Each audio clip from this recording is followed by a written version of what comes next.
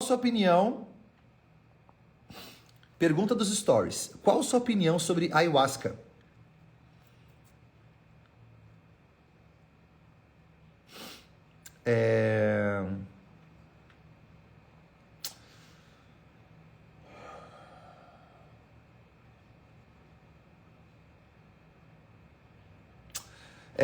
Isso merece Magic Morning, só isso, né?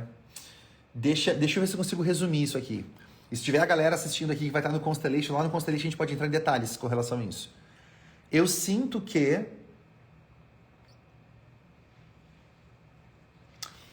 o ser humano, ele sempre buscou uma conexão com algo maior.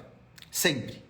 Dentro da gente, tem uma programação dentro da gente que, de tempos em tempos na vida, relembra a gente que eu não sou isso aqui.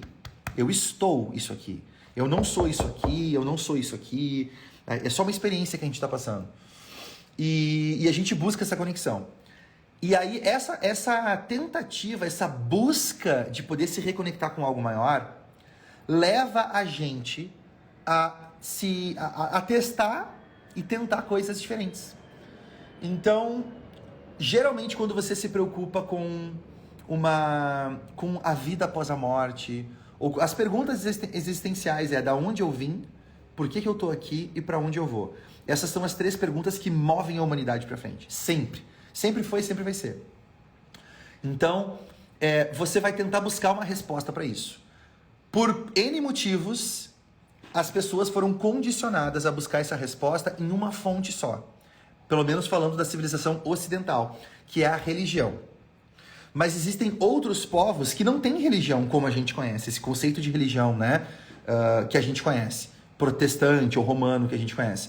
Então, esses povos, como os índios, como os povos pagãos, como os povos nórdicos, que eram gigantescos, né, na antiguidade, eles tinham outras maneiras de se relacionar com o divino. E uma das maneiras que eles têm é utilizando o que eles chamam de medicina sagrada. A medicina sagrada, são o uso de plantas ou de substâncias naturais que vêm da natureza para ajudar você a ter um entendimento e uma experiência com isso que é algo mais profundo, que é algo mais sutil, que sozinho é mais difícil você ter.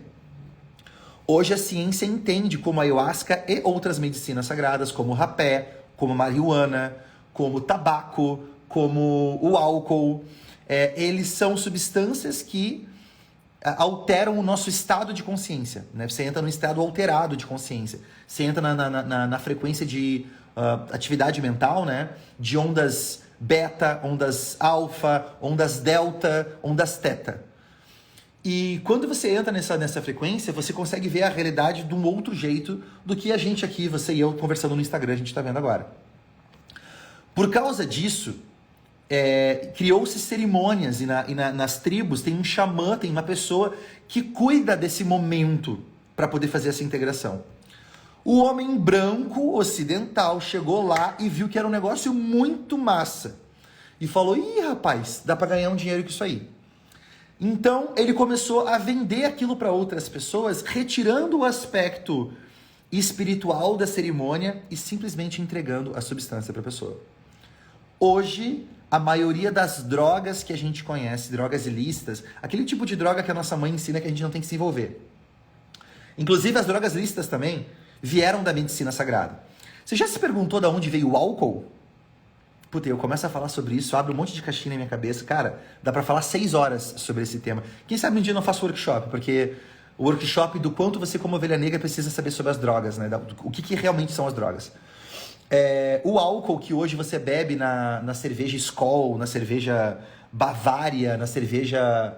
Eu nem conheço muito marca de cerveja, Heineken. Você já se perguntou de onde que nasceu o álcool? O álcool nasceu de cerimônias sagradas. Mais ou menos há 4.000 anos atrás, os primeiros registros que a gente tem, o homem descobriu que, provavelmente vindo de tribos, que quando você fermenta o arroz, ou o milho, ou lúpulos, né? Quando você fermenta algumas substâncias e você ingere aquilo dá um barato, dá uma brisa. Você fala, uou, peraí. E isso foi desenvolvido para cerimônias sagradas. Você não tomava álcool todo dia, você só toma na cerimônia. E eventualmente aquilo foi tão legal que alguém começou a distribuir, veio o vinho também era usado. Você já parou para pensar por que na Bíblia a gente tem um relato de Jesus, antes de ir embora, ele entregar o pão e o vinho para as pessoas? Ele não entregou o pão e uma Coca-Cola, ele entregou o pão e o vinho. Então, você poder... Por que era o vinho? Porque o vinho tem um caráter sagrado. Só que com o tempo, o ser humano, ele... Karl Marx, no livro O Capital, quem já leu o livro O Capital vai saber do que eu estou falando. Karl Marx, que era o pai do conceito do socialismo, ele tem uma frase muito poderosa, que eu concordo muito com ele, apesar de não ser muito fã do Karl Marx, de que o capitalismo torna o sagrado profano. O capitalismo torna o sagrado profano. Então, quando você pega algumas substâncias, é interessante hoje ter entrado nessa pergunta, a gente está falando de outro assunto, né? Mas beleza, muita gente quer que eu fale a respeito, eu vou te explicar a minha leitura sobre isso. O que acontece é quando algumas pessoas veem a oportunidade de ganhar dinheiro com aquilo, você pega coisas de um contexto e você vende para outro contexto. Eu tenho certeza que esses indígenas ou esses egípcios que utilizavam certas substâncias dentro de um contexto que para eles fazia sentido de conexão com o divino, e vem que hoje a Ambev ganha dinheiro com isso, vem que hoje a Heineken, ou marcas de vinho, ou seja o que for, marcas de tabaco. O tabaco veio também dos índios, das tribos. E quando os colonizadores chegaram e viu que o barato dava um estado alterado de consciência, eles transformaram aquilo num produto e venderam. Então, essa é a minha opinião, tá? Essa é a minha opinião baseada no que eu já estudei a respeito e nas experiências que eu já tive. Existe um processo natural aonde algumas pessoas pegam aquilo que é sagrado para alguém e vendem para outras pessoas que não entendem como sendo uma coisa legal. E o perigo disso é a dependência, né? Você pode ficar dependente disso emocionalmente, psicologicamente, energeticamente e fisicamente. Biologicamente dependente, quimicamente dependente daquilo. Então esse é um perigo. Porém, as drogas que a gente conhece hoje, o problema não está na droga em si. E eu digo isso como uma pessoa que eu nunca fumei maconha, eu nunca bebi um copo de álcool de cerveja, então eu nunca provei nenhum tipo de droga, então essa é a minha perspectiva. Só para você entender da onde que está vindo essa leitura, essa é a minha opinião, tá? Mas eu, na minha leitura, não acho que o problema está na droga. Eu acho que o problema está no desequilíbrio da pessoa que utiliza. Porque como ela está utilizando aquilo num contexto, muitas vezes, de dificuldade, de problema, de estresse, de um outro momento, ela vai lidar com um mundo sutil e vai para um outro lugar, que não era o objetivo original, mas que alguém foi lá e pegou de um contexto religioso / divino e trouxe para um contexto mundano. Isso sim, isso é fato, isso é história. Então, muito cuidado, gente, quando a gente traça uma linha do que pode e do que não pode. Porque não é porque existe uma regulamentação do governo dizendo, ok, isso aqui pode fazer, isso aqui não pode fazer, que é bom ou é ruim. É porque alguém está ganhando em cima, existe um interesse. E você, como ovelha negra, você tem que entender esse jogo. Ok? Eu não vou abrir um movimento e abrir uma guerra contra isso e mudar as coisas. Eu acho que a melhor coisa que você pode fazer é viver pelo exemplo. Vive a sua vida pelo exemplo. Mostra como existem alternativas para poder fazer isso. Existe um modelo melhor para você poder viver isso. E as pessoas vão se inspirar e vão seguir você. Se fizer sentido, se não fizer também, o importante é você viver a sua vida de forma congruente com aquilo que você acredita.